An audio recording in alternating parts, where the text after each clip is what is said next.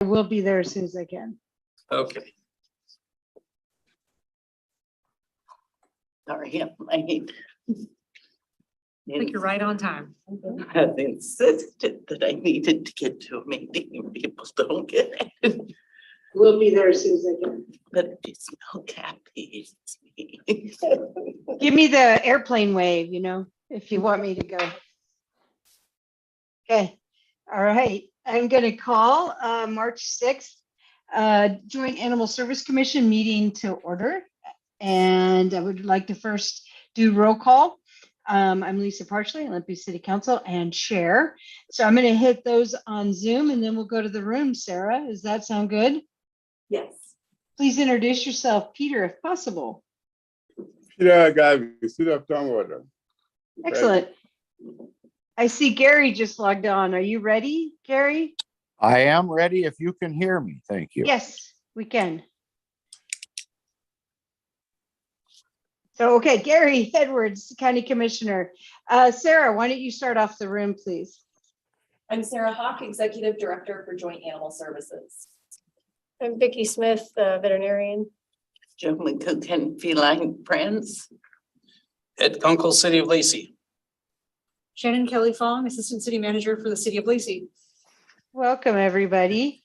All right, we need to go to approve the agenda.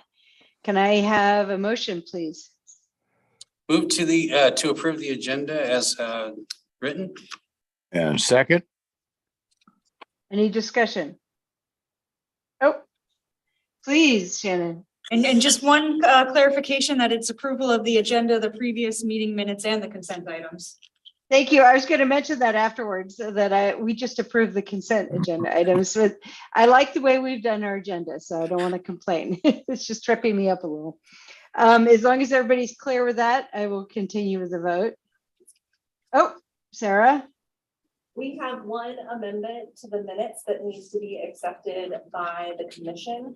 I accidentally left Commissioner Edwards off the attendance list in the minutes. So if we can add that to the minutes, then everything else should be okay. Excellent. If I'm remember my parliamentary stuff, we'll first have to amend the minutes and then we can vote on the whole. So I'm seeking a motion on the amended meeting minutes for February 6th. So moved. second, All those in favor of the amendment to the agenda, previous meetings and consent items, please say aye. Aye. Aye. Okay, opposed? All righty. So now we're going to vote on the approval of the agenda, meeting minutes and consent agenda items as amended. All those in favor, please say aye. aye. Opposed? Okay, there we go. Wait a minute. Did we already elect officers? We did. You got an old one. We're good. We have it updated. Okay. All righty then. Do we have anyone for public comment?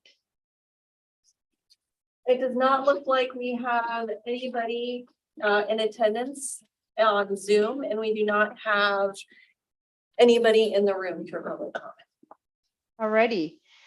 I'd like to move on to agenda item 5, the business items and the review of the strategic plan. Sarah, I'm assuming you've got something for us. I do. Give me one moment to share my screen.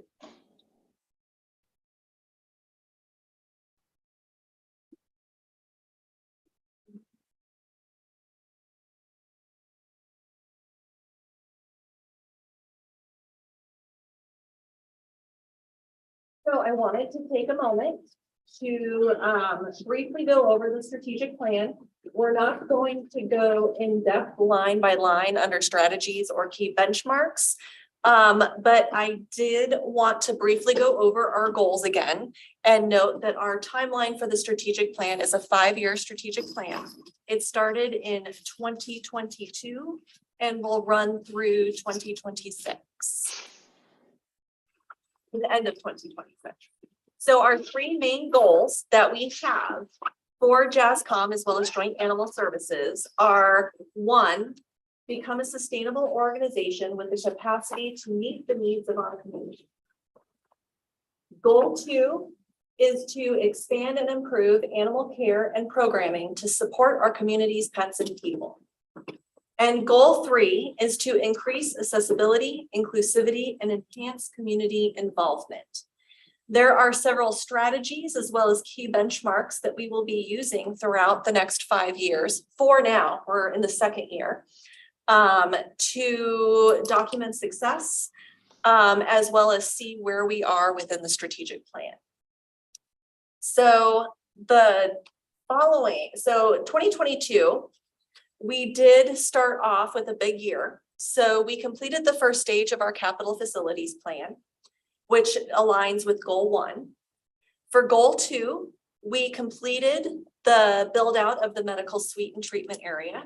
We also piloted our new community CAP program as identified as a vulnerable population under goal 2. And we recommended local ordinance changes for our community CAP program. Goal 3, we will we expanded language access. So if you go onto our website, we now have a language translator on our website, as well as we contracted with Language Line to offer translation services both in the shelter and in the field. We performed our annual meeting with the jurisdictions, and we also doubled the number of community events in 2022. 2023 is a big year for us. We have lots of goals. So under goal 1, we will complete the final stage of the capital facilities improvement plan, and they will come back with a recommendation. The other part of this is we will be conducting our feasibility study to assess the current building's capacity, current land capacity, and provide what will provide the best care for Thurston County animals. So this will basically be telling us, yes, we need a rebuild of the building. It will also help us figure out the size, cost, and whether or not the land that we're currently sitting on is large enough, or if we need to look at a different location. So that's what we will be looking at this year under goal 1. Goal 2, we will be again recommending local ordinance changes to align with current animal welfare and humane law enforcement practices. So we've already began an in-depth review of all of the ordinances for all 4 jurisdictions. And we will be making recommendations later this year with language changes. This way, we're not coming to you guys with little pieces, but can have substantial language changes that can be voted on all at once. Our goal, and there is an asterisk by the next 2 of these because it is dependent on staffing and hiring and when we hire. So we had outlined as one of our key benchmarks was we would be perform 10% of our spay and neuter surgeries on site in 2023 and be increasing over the next 5 years by 5 to 10% year over year. Now, of course, this percentage may change, and I will keep you guys updated on what we can accomplish for 2023 because it will of course depend on us hiring a veterinarian, when we hire the veterinarian, and when we hire the medical staff to accompany it. The second one, again, provide 15 to 20% of medical treatment and procedures on site by 2025. Again, this is all dependent on the veterinarian, on the staff. So I just wanted to point those 2 out. That we may have to revisit what these key benchmarks look like at the end of 2023. And lastly, increase the save rate by 5 to 10% for vulnerable populations such as feral cats by 2023. So this would be our community CAP program. And so we should really be able to be measuring success by the end of 2023 if we are saving more vulnerable populations such as our feral cats, neonates, animals like that, for example, we should be able to take that and see a reduction of euthanasias pertaining to that particular group of animals. Questions before moving on? Oh, Maybe you want to give a little background on, where we're at with the veterinarian position right now. I will. I have an update coming. I promise. Give her space. She's got this. Goal 3 We will have continued to expand our language and DEI access this year. We will actually be reevaluating all of our handouts, fact sheets, brochures, and anything that we give out to the public. We will be paring down anything that's not necessary, moving those to be online, access through QR codes, and then having translation services for some of our more popular brochures. We will perform our annual meeting once again with each jurisdiction and provide updates on joint animal services. And we hope to reintroduce humane educational opportunities and outreach events in 2023. So we had originally, as a key benchmark, noted 2022 as the beginning of our humane educational opportunities. But as we all remember, 2022 was started a little bit off still with the pandemic and COVID, and we were not able to focus on it as we would like. So we are hoping to reintroduce humane education into the schools by fall of 2023.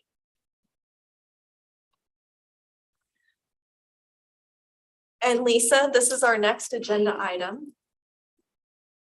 Go for it. All right. So to update everybody on where we are at with our shelter veterinarian as well as veterinary technician. So we have completed the job description, done the salary survey, and have posted the job position. We have not received any applications yet. We have posted on the AVMA, AHA, the Shelter Veterinarians Association. We've also posted on all of the shelter websites. So Best Friends, the Association of Animal Welfare Advancement, Humane Society of the United States, ASPCA. So we're very actively promoting this. We've emailed it out to all of our contacts, hoping that they will share this opportunity as well. As a reminder, we are in the middle of a veterinary shortage, as the attending veterinarians that the commission can attest to. And so most likely we will not be hiring a veterinarian immediately. It could take upwards of 6 months. However, after about month 3 or 4, if we have not received any applications, we will be reevaluating the salary to make sure that we were hitting the mark. Because potentially we are not hitting the mark if we are not getting any responses to the job application whatsoever. So I just put in a couple of facts here as a reminder. By 2023, they are predicting we'll have a shortage of 15,000 veterinarians in the country. And there's only 33 accredited veterinary programs in the country. And in 2021, there were more than 18 available opening positions for every veterinarian looking for a job. So it is definitely the market for veterinarians who are looking for a position, not so much a market if you are hiring a veterinarian. Any additions to add, Lisa or Vicky? Or Mike. Or is Mike on? I haven't seen Yeah. it. I would agree with that. And some of the specialties, it's as high as 60 per veterinarian. 60 open positions. Welcome, Dr. Murphy. I apologize. I didn't see you on my screen. Thank you, everyone. Sorry, I was a bit late. So I don't think that's the depressing truth, I guess. It what I is. should say. It is, but unfortunately, we are at a crossroads to ourselves where we cannot go any longer without one. And so the decision, as we talked about last year during budget season, that this was the best choice for us moving forward was to really bring medical in-house, because it's not going to get any better, and the shelter animals need care in a timely fashion and cannot wait.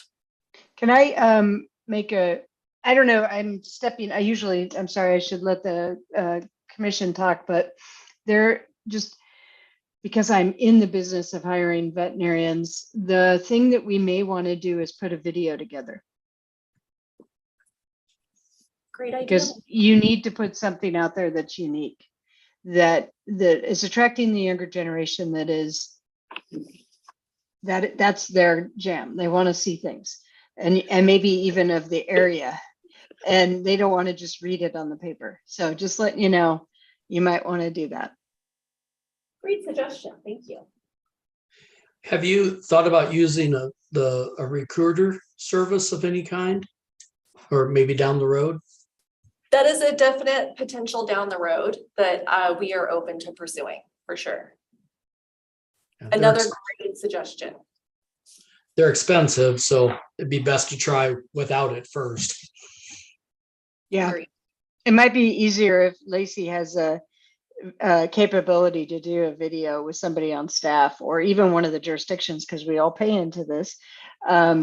And then even interview you, Sarah, saying where the future of everything's going and how exciting it is. I see Gary's hand up. Gary. Well, just, we're faced with something similar in the coroner's office. We're trying to get a medical examiner. I think we're up to about 250,000 a year, and we have not been able to get a medical examiner. Anyway, I'm just wondering, is it ever discussed? I don't even know if it's legal, but could we take somebody that's already got a 4-year degree and pay for the rest of their veterinary school on some kind of a contract, if you will, to stick with us for so many years after they get out? That's a great idea, Gary. And I believe the legislature's got Jessica Bateman and myself got put into one of the bills that we hope will make it out of both houses, that will be some loan repayment, not just for human medical world, but potentially veterinarians. We got the language in. So there may be precedents in state law if everything goes the way we would like it to very shortly. That's a great idea, Gary. And I was thinking we may need to go above average. I don't know what the Shannon may be able to help with us, what we can do for salaries in terms of government job. We may have to go up. So Chair, partially, and that's certainly something we're keeping, close track on. And that's why we want to see if we receive any applicants, and if we don't receive any applicants, to reevaluate what the salary for the position is. And Commissioner Edwards, to your point, that's something we can take a look into. My first initial thought would be, what happens in the interim until they have a license? That's a significant gap, and we would still be without the resources to have the operations going on, but certainly something we could follow up and do a little bit more diligence on. What would be the timeline if we were to take on that idea, having someone with a bachelor's degree wanting to pursue veterinarian field? How much more schooling would that? 4 years. 4 more years. And they have to get in. It's harder to actually get into vet school than medical school. Wow. Okay. Interesting. But you Well, might be able to get somebody who's been out practicing shelter medicine, probably not making top of the salary scale, and look and say willing to help with payment of student loans, which automatically increases their salary, because some of these people are paying upwards of $2,000 a month in student loans. Yeah. And that is something we can look at, as well as a loan repayment program if they commit to staying with us for X number of years as well. What are we advertising now for wage? The median wage, I came prepared. When we did the salary study, we did comparatively to other shelters employing a shelter veterinarian, not to private practice. So just keep that in mind. So currently our salary is $8,211 to $10,511, which roughly works out to be $95,000 to $126,000 annual salary. And that's with experience. We're not asking for very much. I think I have I prefer that they have shelter medical experience, but it's not required. So, I mean, we're not requiring somebody to have an extensive amount of veterinary experience. We could get somebody straight out of school, hypothetically. Okay. Are you, out of curiosity, how are you gonna do, how's this interview gonna take place, Sarah? If we get somebody who bites? Well, all the previous veterinary interviews that I've been on, besides an oral interview, they've always had to do an actual like interactive interview where they're doing surgeries. So we can see how well that they perform. So I imagine we would have a working interview as well. Okay. We have 3 veterinarians on the commission, which we might all be willing to help also in vetting this person. And I I'm would- speaking for Vicky and Mike, but Yep. Happy to help. I will more than happily take you up on that offer, all 3 of you. And I have some experience in shelter medicine, so if it's a new grad, mentoring is a possibility. wow, awesome, Vicky, awesome. Anything else? Okay, Keep in Is- mind, I did say this timeline is 1 to 6 months, but we could potentially looking at the full year without a vet still. So this is a best case scenario timeline. okay. After hiring a veterinarian, this is the key for step 2, is after we hire a veterinarian, then we will begin recruitment to hire the veterinary technician. I'm waiting for this because I would like the veterinarian to have a say with the staff that they will be working with. And it's very crucial, especially with a veterinarian, to be involved with hiring their tech because they work so closely together. Keep in mind, a similar shortage exists for licensed veterinary technicians as well. And so it could be a longer time frame, just like the veterinarian and hiring a tech. Simultaneously, while we are recruiting for a veterinary technician, the veterinarian will be charged with helping us establish medical SOPs for not just the department, but for the shelter, so that we are handling animals who are perhaps contagious in the correct fashion, following the protocol set forth by the veterinarian. And then helping to implement SOPs. And even though they cannot necessarily be doing surgeries without their tech, they can still be treating shelter animals and doing exams while we're in this process. We also have money set aside for hiring relief techs to come in and assist while we're waiting for that to happen. I would say if you find the right tech that walks in the door and says, I want to work here, I would just hire them, But that's a fair assessment, Vicki. It's so. That hard is to true. find tech. That is so Yeah. true. You don't And want once to you- take away. And you probably should go to the WSVMA and find out what the going wages for, they have a survey, the Washington State Veterinary Medical Association for techs, and we probably should be on the upper 2/3 to 3/4, or else you won't get them. And then I would also have you consider looking at, if we have to wait or we end up waiting, going to the tech schools. There's one in Bellingham, there's Pierce, and now there's one in Yakima. Yes, so already ahead of you, because I already did look at wages for when we start doing our salary survey. So I have that, and we'll be doing a regular salary survey that is consistent with other shelters up the Western Washington. So we're already on that, but I appreciate you bringing that up. And you are right, we do have to be on the high end. Anything else? One question, the tech would get City of Lacey benefits, right? Yes, both the That- veterinarian and the tech would have City of Lacey benefits That's actually a selling point. Don't forget that. and state retirement. Ooh, that's even bigger. Sell that.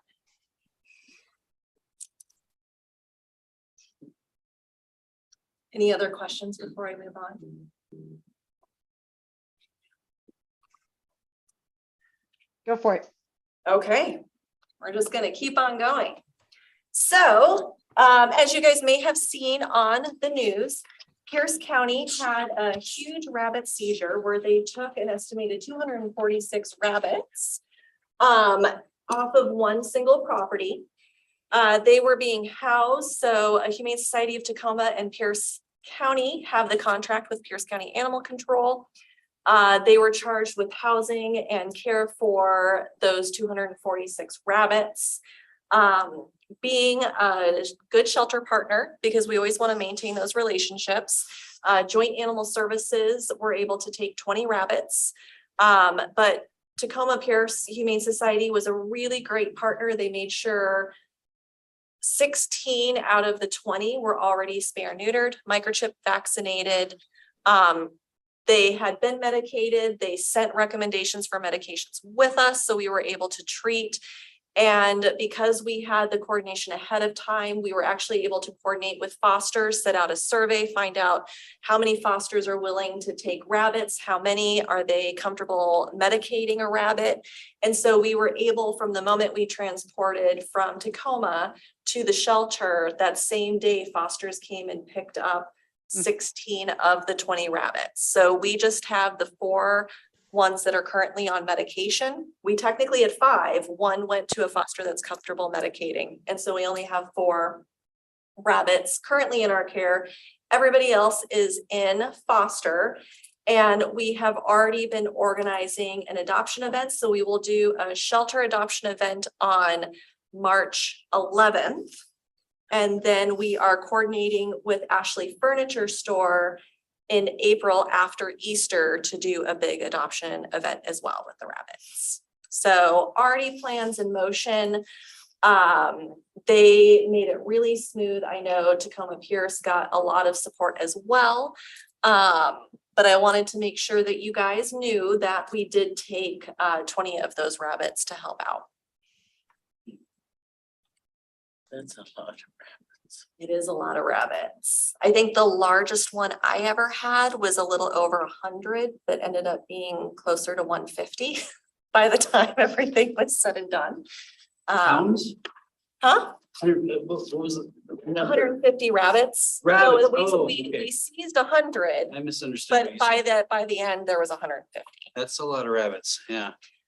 So yeah, they are, I think it was a well-oiled machine, thank goodness, over there, and got everybody out. So I wanted to do a quick little brag on our animal care technician, Casey. She had the great idea to create an enclosure outside for any of our feral or CCP candidate cats to actually live in an enclosure while waiting for their spay-neuter surgery, rather than having to be in a tight cage where they're really uncomfortable, usually more fractious, and are more of a danger to both themselves and us.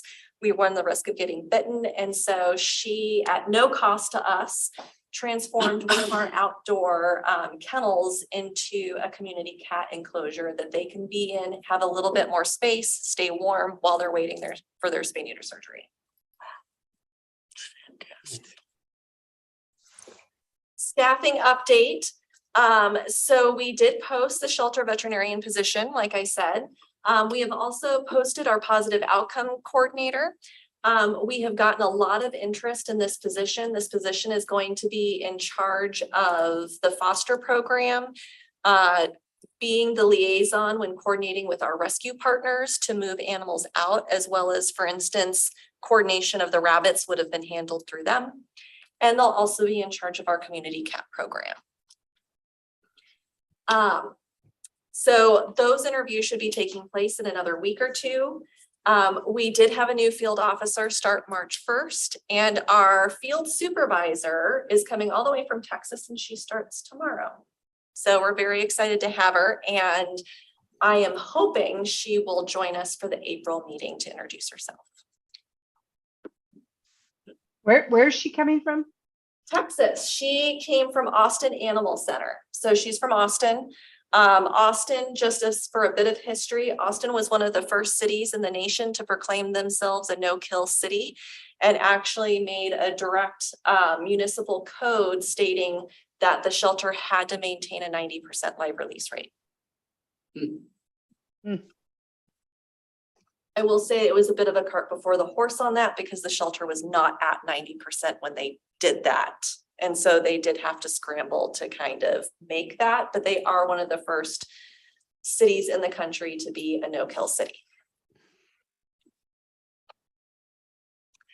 The sewer lines. So No fun. update, as you guys remember, last meeting, you voted for the budget amendment so that we could do the sewer repair. The sewer repair is going to take place March 13th through 17th for the lobby. And then March 20th, most likely there will be some additional pipes that we will be extending out on, so that this will hopefully be our one and only sewer repair until we're in a new building. Fingers crossed. Fingers crossed. So just to give you guys an example of what we're looking at, the yellow line is what was repaired last time. Okay. The green line is what is being repaired out into the street this time. And the current suggestion after an inspection was we may be looking at where the turquoise blue line right by one of the bathrooms may need to be replaced as well to help prevent some of the clogging and help with flow. Currently, we are still on target to not need another budget amendment and should still maintain within that $115,000.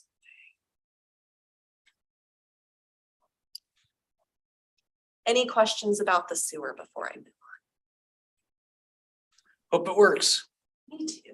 No kidding. Do we have any estimation of how long this patch will work, or is that just guessing at this point? They are hoping that by identifying the worst parts, that we will prevent the majority of the clogging and backflow issues. It will not solve everything because, as I stated in the previous meeting, we have cast iron pipes that have not been touched since the 70s. They are slowly disintegrating. And so as caustic fluid goes down, so chemicals cleaning, animal fluid, things like that is going to continue to erode. And so the only true fix is to replace all of the plumbing, which is not really a cost-effective solution, especially if we're looking at an entirely new building. Yeah. So we might still have to do some maintenance, still do some flushing, keep things active that way, but this should help with the majority, and we shouldn't need to be having the city come out monthly to flush the system. They might still have to come out, just not monthly. Thank you, Sarah. Any other additions, Shannon? Sarah, do you want to talk a little bit about some of the operational impacts? You talked about when the. work- Yes, that's next. I'm just gonna stop. It's fine, great minds, it's fine. So due to the location of the repair, we have been very insistent with the plumbers that we have to have this done as quickly as possible. And so that's why it's March 13th through 18th, and then the following week for March 20th, because that first stretch, they're gonna do all the jackhammering of everything that's being repaired. But then they're gonna focus on the lobby that first week. So we will be closed. The lobby itself, not animal services, but the lobby itself will be closed. We will be closed for on-site adoptions. We are going to enable all fosters to be able to do remote adoptions if they would like. We will not be taking any owner surrenders and have booked it as such unless it's an emergency.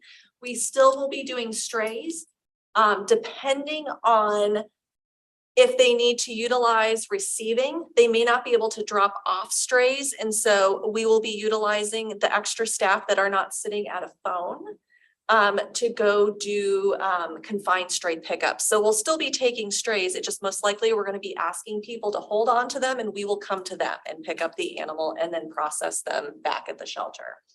We will still have a couple of staff answering phone calls, emails, voicemails. Field service is still as normal. It just nobody will be able to come to the lobby. Or come in person. We'll still just be managing operations in a different way. So a slightly altered, hopefully it'll just be for that first week. Then the lobby can reopen and then they can continue the work on the back end because all of the jackhammering and the noise should be done. And then the back end in the treatment ISO areas and possibly the restroom can happen, but we should still be able to be open to the public after that. What a mess. We will be putting out communications to all the jurisdictions as well as the community to let them know what these modified services are. Sarah, is it possible when you put the communications out, you make it such that we could post it up on our Facebook at the city?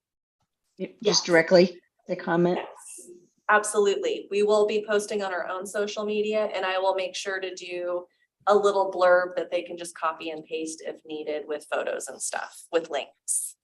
Excellent, thank you. You're welcome. Any other questions before I move on?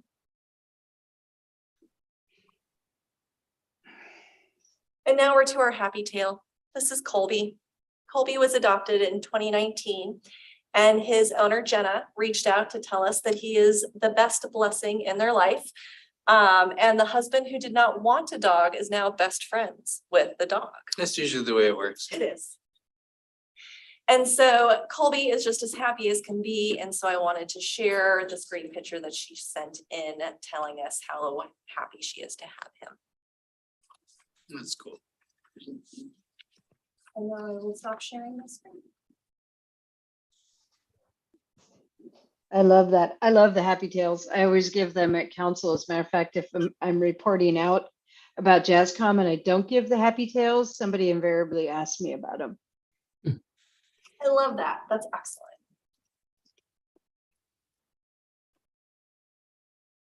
Okay. Is there anything else for the good of the order? Okay. We will be reconvening. What is it, April 3rd? Oh, wait, Peter, you have something. I saw your hand. Oh, you're on mute. There you go. Yeah, we go. Shoot. I received an email from a resident of Tustin County talking about rabbit neutering and spraying, and I sent that email forward to Sarah. So I guess in the email, she said that there are a large population of rabbit within the county and what we were going to be doing about it. And since Sarah talked a little while ago about the 150, 140 rabbits, I thought this would be a good time to bring that up to see if it's something that we're actually looking at.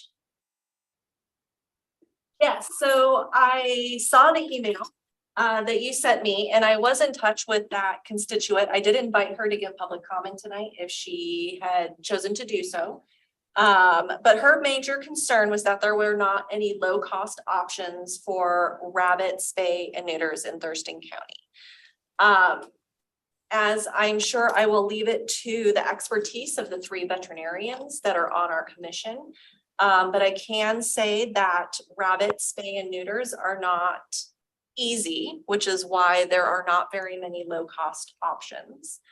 As well as can attest that there's not that many veterinarians, especially here in the county, that are comfortable doing that sort of surgery. It is a high-risk surgery. Rabbits are very, very sensitive to the anesthesia, and also their the way their organs work. It's not as simple of a surgery as a dog or a cat. And so I do agree with the constituent that there does need to be more low-cost options for pets in general for spay-neuter services. But the difficulty comes with rabbits. The starting cost for surgery for a rabbit is $300 or higher. I hope that the veterinarian that we get feels comfortable in doing rabbit spay and neuter so we can start adopting out altered rabbits. But with that, I'm not quite sure what the current solution is. And I will now be quiet and let our 3 veterinarians speak to their thoughts regarding rabbit spay neuter. Vicki or Mike, you want to jump in? I have comments, but I want you to jump in first. Go ahead, Vicki, and then I'll follow. Yeah, those were not one of my favorite things to do. Yeah, they are technical. And then a lot of times the rabbits don't do well with anesthesia in general, and then the post-op medications are always tricky. So yeah, they're a higher risk, and I can't take that type of rejection when they just die on you for no reason. So I think your best bet is probably make sure your new vet is comfortable, and if not, send them to CE where they can learn the skill and get good at it. Mike? Yeah, I don't have a lot to offer beyond that, other than when they do recover, you have to have a staff member kind of tied up with them. And so part of the increased cost isn't just, like gouging or anything. It's actually more difficult, and it takes more time and more staff time. Yeah, that would be all my comments. And I only know of right now currently one veterinarian in the Olympia proper that will even spay and neuter a rabbit because of the anesthetics and the anatomy. But Sarah, you made a really good point to me about this issue about why I just think it should be said again for the recording, why dogs and cats can be so much lower for low cost. Yes, so Lisa and I were talking about this issue, and part of the reason why we can offer low cost options for dogs and cats, one, the anatomy is different, but you can do a high volume. So with dogs and cats, that's where you have your high quality, low cost spay neuter, where a surgeon can do upwards of 30 to 40 animals in a day. But because of the anatomy and the high risk levels of a rabbit, it's not a surgery that can actually be done where a large dog could potentially, her spay is maybe 10 minutes with a high volume surgeon. That's not something that's possible with a rabbit. And so the reason why it's low cost is because it's high volume. And so when you throw in rabbits that are such a high risk, it reduces the amount of animals you can do, therefore upping the cost as well. And that's again, one of the reasons why low cost rabbit spay neuters are not an option. That makes sense. Thank you, Sarah. The way you put that, your outlook is right on. It's a little bit medical and it's a little bit cost wise. So thank you. That was a good question, Peter, to make sure we covered that. And I appreciate that, bringing that up, Peter. Is there anything else? Okay, nothing else for the good of the order. We're going to adjourn and we'll see you all on, I think, the 3rd of April, right? Yes. Yes. Yes. Okay, and Ed, I might actually be there in person. I don't have any surgeries planned. Hold you to it. Okay. Bye.